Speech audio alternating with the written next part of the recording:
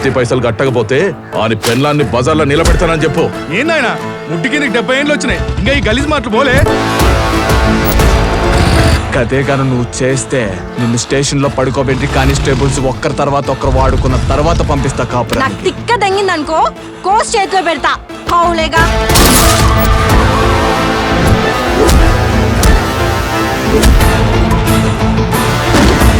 లంజలానే ఇద్దరు ఎవరితో పడితే వాళ్ళతో పడుకుంటారు. నీకు మీ అయ్యకి లంచ్ అంటే తెలుసారా? ఏం చేసినావు నాయనా? అరే గది గలీజ్ ముండరా. ఎలక్షన్ లా పబ్లిక్ దానికి పోయి జర మంచిగా ఓట్లాడగాలి. గెలిచినాక గోచి చూపించి దొబ్బేమనాలి. గదిరా రాజకీయం అంటే. సిగ్గుంటారా నీకు? వచ్చి పారేస్తాను అబ్బా.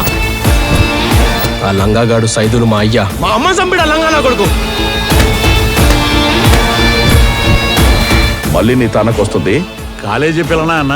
లే గది నా కోడలి పిల్ల. సర్పంచ్ గా నిలబెడుతున్నా. ఎలక్షన్ లో గెలుచుడంటే మగాన్ దగ్గర పండుకొని కడుపు తెచ్చుకున్నంత ఈజీ కాదు. అబ్బే ముసల్లా కొడుక దమ్ము నిడికెళ్ళాడు. నాకు బీపీ పెంచాక వలిసిందానే అక్క ఫస్ట్ నువ్వు దెంగేరా ఇడికెళ్ళి.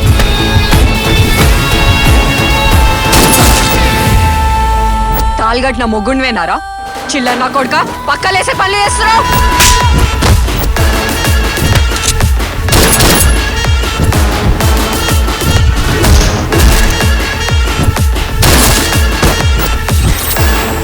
నువ్వు చెప్పినట్టు నేను చేయాలంటే నీ కొడుకు పానాలతో ఉండకూడదు. నన్ను పెళ్లి చేసుకొని నా పక్కన అన్నావు అనుకో వాడు నేను చంపేస్తాడు. ఈ రివాల్వర్ తీసుకొని అన్నేసి రాపు.